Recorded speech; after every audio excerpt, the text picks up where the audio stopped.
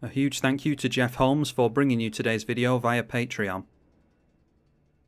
Hello all, just wanted to edit together this quick game that I got with Chatterfang just to prove that the deck isn't utterly terrible. Decided to start with this opening hand thanks to the fast mana. Our opponents just got out some tap lands, we got into another land, so are able to go Sol Ring, and we decide to foretell the Rise of the Dreadman as well. Some fast mana from the Gruul player as well in Mana Crypt, and they use their Mana Crypt to get out a Marwyn the Nurturer. Yet more ramp as you'd expect in the early game, Nature's Law from Omnath, and bucking the trend, Chainer went for Argyle's Bloodfast. Yet another land in the Urborg we draw this turn, so just getting out the Chatterfang here. And then one that you don't see very often from the Gruul player, that is Aid from the Cowl. Omnath played a land and went for Dryad's Revival onto the Nature's Law.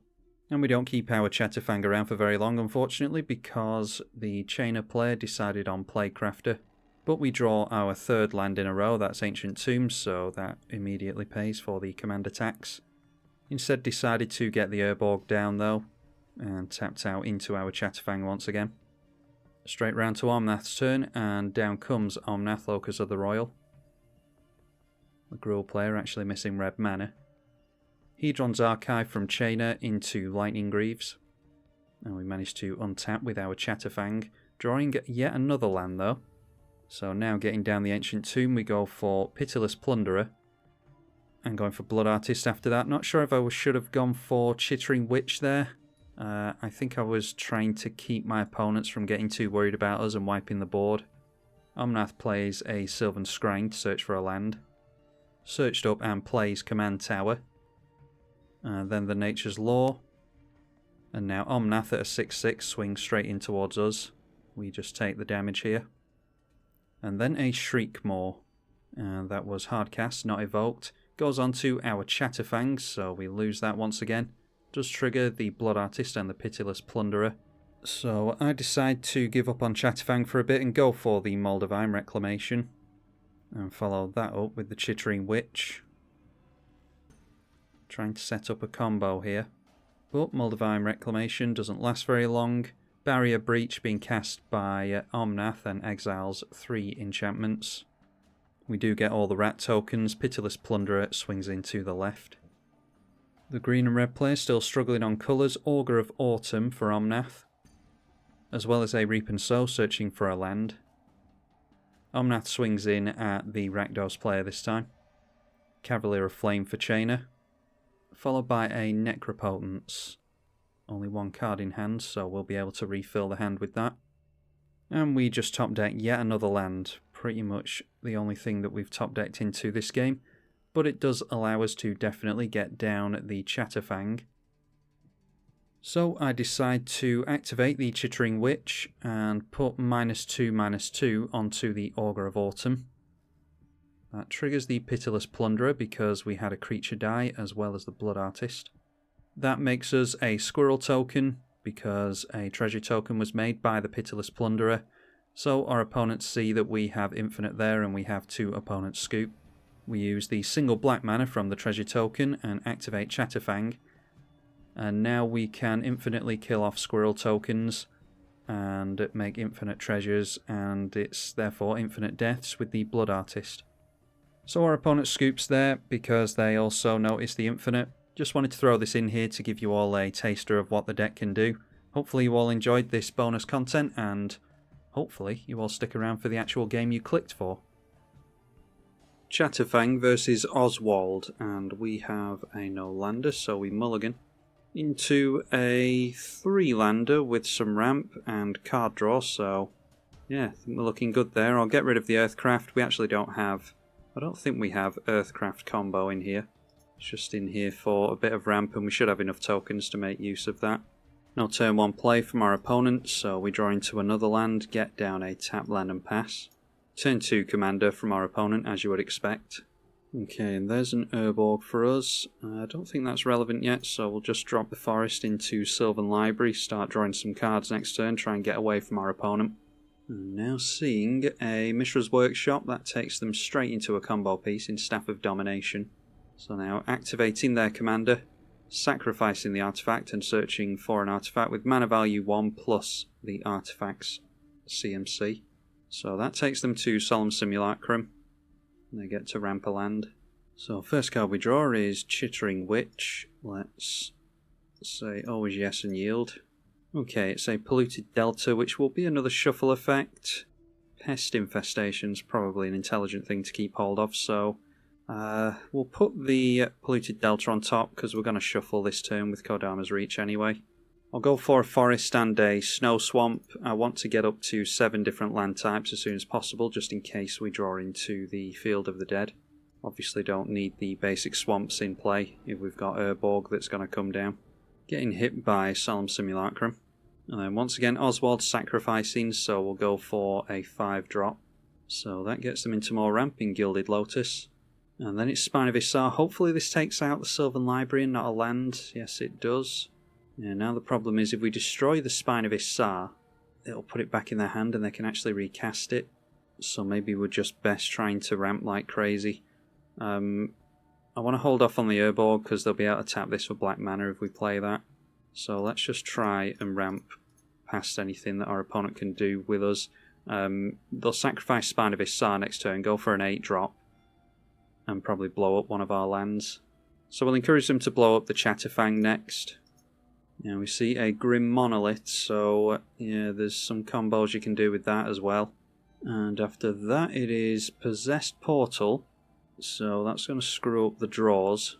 Then sacrificing the Grim Monolith will let them go for a 3-drop, so they might be able to, what is that, Scrap Trawler, okay. So they'll be able to grab stuff back out of the bin with that. I'm thinking of Pest Infestation at the moment, and then maybe can go for Chittering Witch. So we'll discard to the Possessed Portal, because we've got plenty of lands and mana. They sacrifice the Spine of Isar to that, so they can recast it again next turn. The Scrap Trawler is going to grab them back the Solemn Simulacrum. So we definitely want to get rid of Oswald, I think.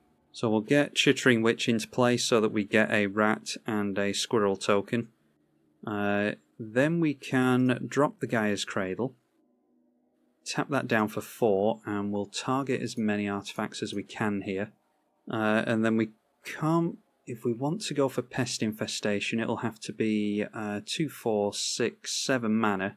Which means we're tapping out, and it means that they have the Oswald still, so they probably blow up Gaia's Cradle with Spine of Isar next turn. Let's just go Chittering Witch onto some of their stuff here. So getting rid of the Oswald with the Chittering Witch, and then we'll do the same with the Scrap Trawler as well. So Scrap Trawler triggering for hopefully the last time, and that went on to, oh, of course, the Grim Monolith, yes, so they got Grim Monolith back in hand. Bolt our opponent for 3 commander damage. Possessed Portal, we'll just discard the Urborg. Like I said, I don't want to switch on the Mishra's Workshop anyway. Bringing out Solemn Simulacrum. Spine of Isar, let's see what they target with this. Yep, going for the Gaia's Cradle as we assumed. Yeah, we'll just sacrifice a tapped land here, losing a couple of lands unfortunately, and Spine of Isar is just gonna be infinite here with the Possessed Portal unless we can get rid of it. So obviously not drawing a card, let's go for tapping out into Pest Infestation. Thanks to losing the lands, we are 1 land away from targeting the Solemn as well. So we'll just put 4 mana into X in total, 5 mana for the spell. So we get a bunch of squirrels, a bunch of pests as well. Let's swing in with the Chatterfang, see if they want to draw with Solemn. So recasting the Spine of Isar, and yeah, I was going to say they should go for the Chittering Witch there, and they do. And then replaying the Grim Monolith, we'll be able to actually draw a card here at least. Probably a land though. No, it's a Damnation, that could be useful. So we will turn everything in sideways and get rid of their Solemn Simulacrum either way here. So they kill off a squirrel, we will sacrifice a squirrel, give the Solemn +1/-1, sacrifice a squirrel to do it. And then the blocked squirrel also deals damage to it, of course. So we knock them down to 25, they draw a card, go up to 3 in hand. So now hopefully they don't have a means of sacrificing their Spine of Isar outside of their commander. And if we've got anything to say about it, they're not going to keep their commander in play. Problem is now, with all the big artifacts they've got in the deck, they can probably just hard cast anything that they draw into. A trading post now can make chump blockers for us. They can also sacrifice an artifact with that, so they can sack the Spine of Issar. Could actually sacrifice it and recast it this turn. Alright, and there is a mere battle sphere as well. So now we can't turn in sideways towards them. One card left in hand at least. Unfortunately, haven't got into any of our card draw, of which there's plenty in the deck.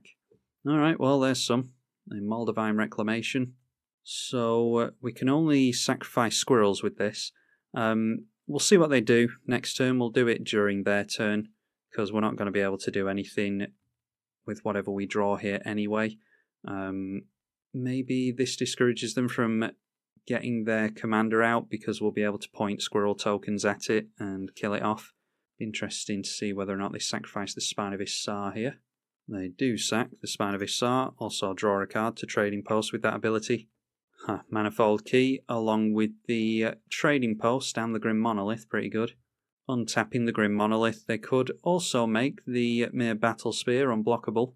Just deciding to make some mana here though. So here they could play Spine of Issar and replay their commander if they want to. They've got a Wasteland now as well. So there goes Spine of Issar once again. So pointing that at the Moldavine Reclamation, yeah, maybe should have... No, we couldn't have afforded the board wipe, could we? Yeah, so that will have to be Chatterfang onto a Mere token. Or we could point it at a Pest, I suppose, if we're looking at a board wipe anyway. Yeah. Let's kill off one of our own pests, sacrifice a couple of squirrels to do it. Could sacrifice the Chatterfang just to draw more. I think I will do that.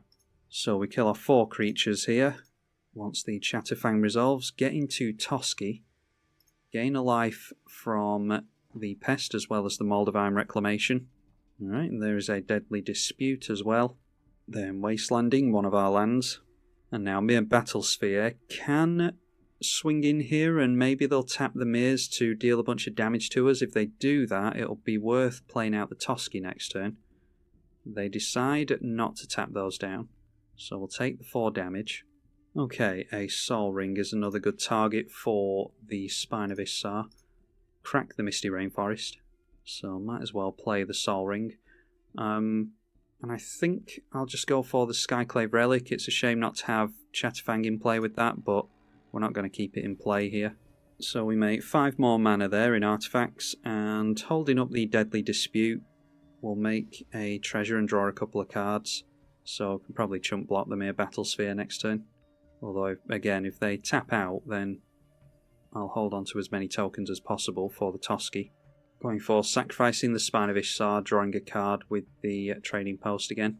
Seeing a Khan's Bastion, so they've obviously got some things that they can do with counters and stuff.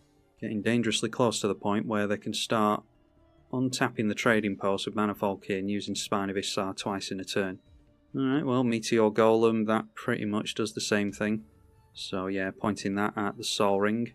Untapping Grim Monolith. The Mere Battle Sphere swinging in. We'll see if they want to tap down the Mere. Doesn't look like they do. So yeah, let's just chump with a Pest token and do the Deadly Dispute thing. Draw into a sack outlet with Phyrexian Tower. Lightning Greaves might be useful. I'm hoping they risk getting down their commander here, because I'm looking at going for the Damnation in the next turn. Going for Arcane Signet first, 1 card in hand, and yeah, once again not going for their commander for whatever reason.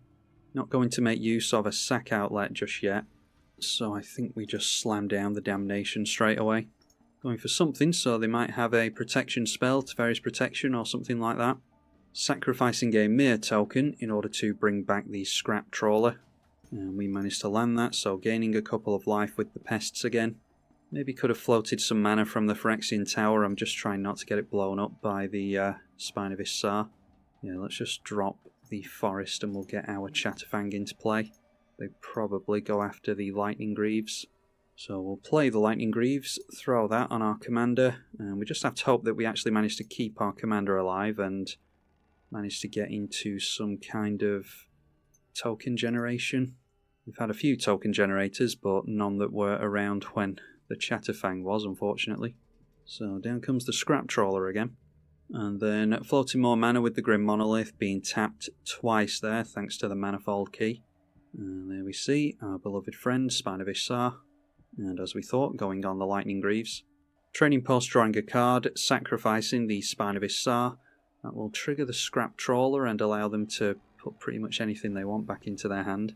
Probably Staff of Domination. No, they go for the Solemn Simulacrum again, most likely for the card draw, which suggests they don't have a decent card in hand. And they're just 1 mana away from playing the Spine of Issar again. If that's the case, where they're playing it twice a turn, it's looking like a done deal for us.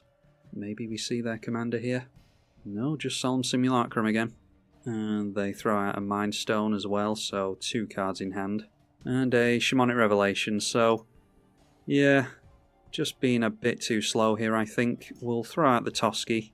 Unfortunately, no Yavimaya land in place, so our Chatterfang isn't unblockable, but this does mean that we can draw a couple of cards here with the Revelation. There we see a Wood Elves, there's a Weaponcraft Enthusiast, can't play either of those, so yeah, I imagine we just lose a bunch of permanents next turn. Interestingly, they have grabbed a Wastes out of their library. So I dare say our opponent has got us here. We'll play it out for another couple of turns, but I don't know, unless they can assemble a combo, it seems like the type of deck that's just going to take forever and a day to actually win. A few combos in this deck as well, but just haven't drawn particularly well, unfortunately. So down it comes again. Chatterfang blown up, untapping Monolith, throw down an Acromas Memorial now, so they just fly straight over us for 5 damage. Might be that the game starts to progress a little bit towards our demise now. Okay, an Old Gnawbone doesn't particularly help us. As soon as they get flying, we draw into something that might have actually helped us. We'll get the Chatterfang out again and try and make some tokens. Might be that we're able to go wide on our opponent, one way or another. So Fabricate on the Weaponcraft Enthusiast, we'll make a couple of servos and a couple of squirrels, and then maybe should have held up black mana from one of the swamps instead of holding up Phyrexian Tower. Anyhow, we've got to swing in with the Toski here. Sacrificing the Solemn Simulacrum this time as opposed to the Spine. Scrap Trawler will give them back the Mere Battle Sphere. Oh no, the Trading Post gives them back Mere Battle Sphere. So yeah, they want to get enough tokens out so that we can't go wide on them with the Toski. Yeah, I'm not sure what they grabbed with the Scrap Trawler there. Oh, Staff of Domination, yeah, so they'll be getting towards a combo at some point soon, I hope. Now sacrificing and drawing from the Trading Post onto Spine of Issar. Scrap Trawler gives them back the Solemn Simulacrum again. So out comes the Spine again. Goes on Chatterfang. I mean, yeah, could have sacrificed a couple of squirrels here to get rid of this, but we're not going wide on our opponent with the Toski then, and we really need to be refilling our hand if we can. So Oswald coming out, and it does have haste thanks to the Acromas Memorial now. So they might be able to get an 8-drop off that Spine of Issar. They sacrifice Grim Monolith instead, so a 3-drop with Oswald. Maybe, what is it called, Oblivion Stone? Nope, that is Metal Worker. They do have 6 cards in hand now, so they'll reveal some stuff by tapping that down. Revealing to us, we knew about the Mere Battle Sphere, they've got Worm Coil Engine, Staff of Domination we knew about, Solemn we knew about, and Wayfarer's Bauble, so not getting into too many basic lands with that. And again, they have fished a lot out of the deck here. Staff of Domination being played, and then untap a target creature, so untapping the Metal Worker. It was 4 mana to untap the Metal Worker. They can reveal to us each time 4 artifacts, so that's 8 mana, so every time they do this they net themselves 4 mana. All of their creatures are going to have flying as well thanks to the Acromas Memorial, so even the Old Gnawbone doesn't help us. Now untapping the Trading Post so they can grab something out of the bin.